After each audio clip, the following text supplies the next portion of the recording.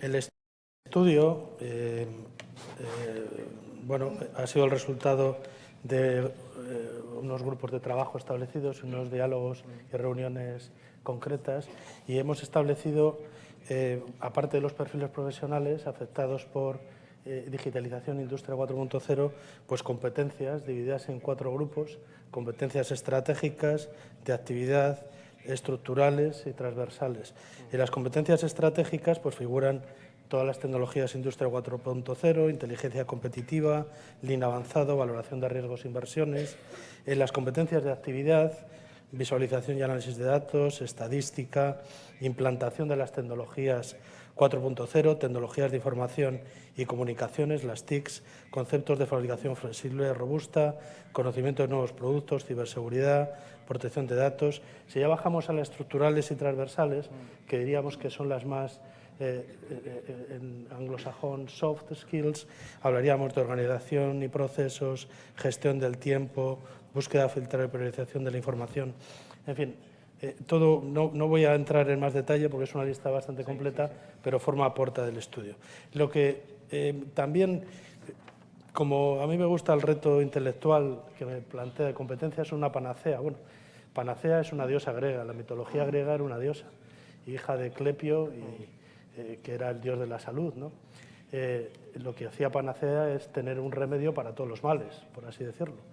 Y las competencias, pues no, ya habéis dicho que no es necesario. O sea, es condición necesaria, pero no es suficiente. Hermana de panacea era Higía. Y las empresas tenemos que ser sanas, es decir, poder generar crecimiento, poder dedicar parte de nuestros recursos a innovación. Y de esa innovación, tecnológica y no tecnológica, generar diálogos para fomentar nuevo empleo, generación de valor, no solamente concentrarnos en reducción de costes. Y junto con la hermana de panacea Higía, en la mitología griega estaba Egle. Egle era la belleza asociada a la salud. De nada vale que las empresas seamos muy sanas si la tendencia es demonizar un sector porque van contra el medio ambiente, por ejemplo.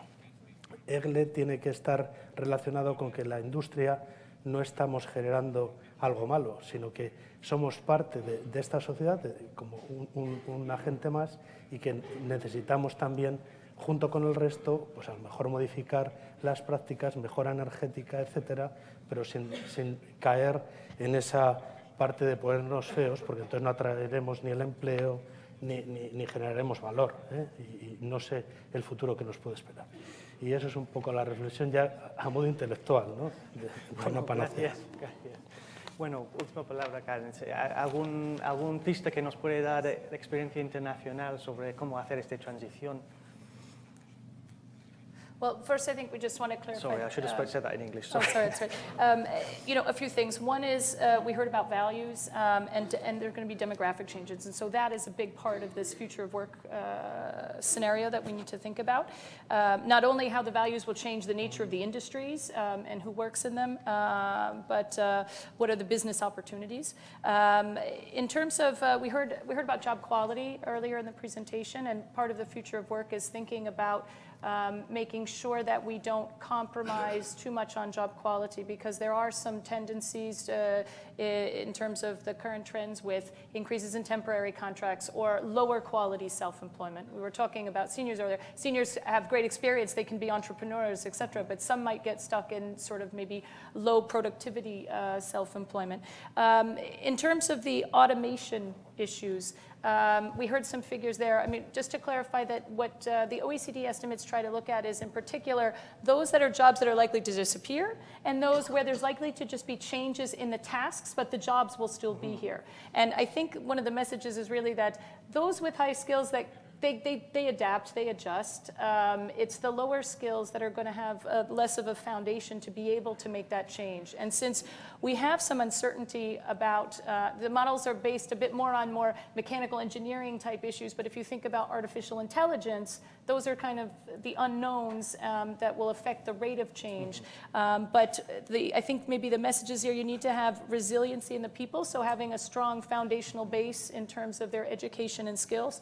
And then a resiliency in the system because of the need for this more rapid responses, which might involve more modular types of trainings, other modalities than maybe we're used to in the current thing. Yeah.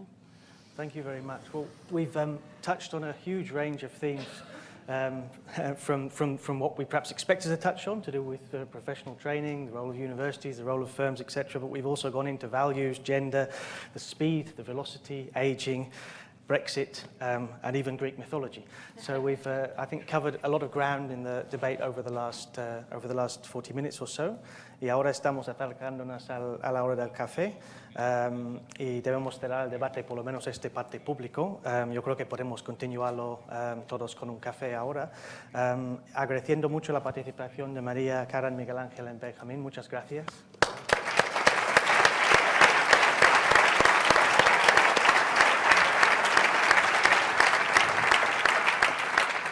Y gracias también a vosotros por vuestra asistencia esta mañana, vuestra participación, las preguntas en el debate. Me gustaría recordarnos que empecemos el día hoy con la presentación del informe de competitividad, con una visión de unos logros muy importantes en nuestra competitividad en el País Vasco. Respecto del desempeño económico social muy positivo, hemos visto que nuestra competitividad está en buen camino y produciendo resultados en términos económicos y también en términos de bienestar. Entonces, esta es un poco la sensación para guiar un poco nuestro día. Pero aún así siempre hay retos y particularmente retos si queremos navegar este mundo que está cambiando bastante rápido y que tiene algunas incertidumbres en el horizonte. En el informe de este año hemos enfocado particularmente en los competencias, en los skills, porque vemos que los skills es una pieza clave en poder navegar este escenario de futuro y poder mantenernos nuestra competitividad. Y a mí en ese sentido me ha quedado con algunas palabras de Francis cuando nos ha dicho pues tenemos que buscar este high skilled equilibrium, tenemos que buscar la forma de movernos hacia este high skilled equilibrium y mantenernos ahí. Y las respuestas tienen que ser holísticas, tienen que integrar tanto el parte de oferta de skills con la demanda de skills y con todas las interconexiones que hay entre las dos partes, toda la complejidad que existe. En este sentido, es claro, yo creo que las competencias no son una panacea. Tenemos que cuidar los dos lados y tenemos que contemplar muy bien estas interacciones entre las distintas partes de nuestra economía. Y un clave en esto, entonces, son los espacios que tenemos, como esto y como otros espacios donde podemos juntar distintos actores, distintas partes de la política también, para ver cómo interconectamos nuestras actividades en estos tipos de asuntos. Y bueno, yo creo que estamos muy bien posicionados, como ha dicho Karen, en el País Vasco, de afrontar esto, porque sí tenemos estos espacios y tenemos que utilizarlos a este fin. Os recuerdo que todo el análisis está listo y publicado en la página web de Orquestra, tanto en castellano como en euskera. La versión en inglés tardará un par de días más, pero estará ahí también muy pronto. Y bueno, os invitamos ahora a tomar un café y continuar el debate. Eskerrik asko denoi.